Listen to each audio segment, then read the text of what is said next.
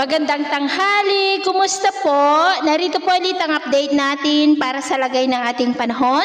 Ngayong tanghali po ng May 16, 2024 na kung saan sa ngayon ay tatlong weather system ang umiiral po ngayon dito sa ating bansa. Mayroon pa ring northeasterly surface wind flow na nandyan po sa may extreme at northern part ng Northern Luzon, easterly sa silangan ng Central Luzon, Visayas at Mindanao. At mayroon po tayong shear line na nandyan po sa silangan ng Northern Luzon.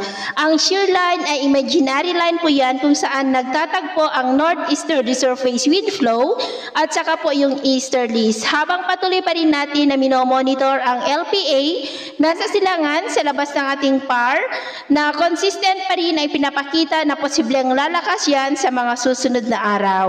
Pero posible pa po na magbago ang forecast na ito kaya patuloy lamang natin nababantayan lalo na at nabuo dyan sa mababang silangan ng ating bansa. At ito nga ang pinapakita ng forecast model natin po ang ginagamit hanggang po sa susunod na 2 linggo.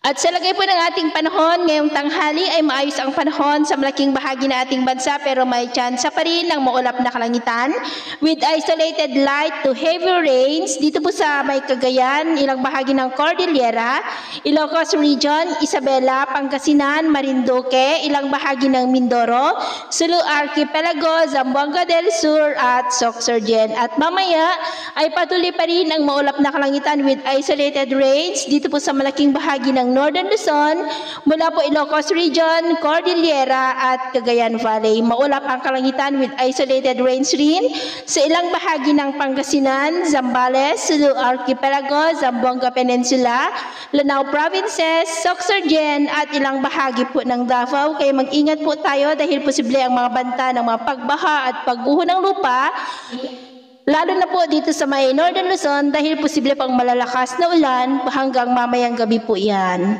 At sa atin naman pong mga baybayin dahil sa northeasterly surface wind flow at shear line ay maalon po sa mga baybayin ng Babuyan Island at Batanes na ang mga alon ay posibleng aabot hanggang po sa 1.5 to 2.5 meters height. Kaya iwasan muna natin ang papalaot lalo na po sa ating mga kababayan na nandyan po sa may extreme Northern Luzon para po makaiwas sa mga sakunang pangkaragatan. So yun po ang latest update natin sa araw na ito.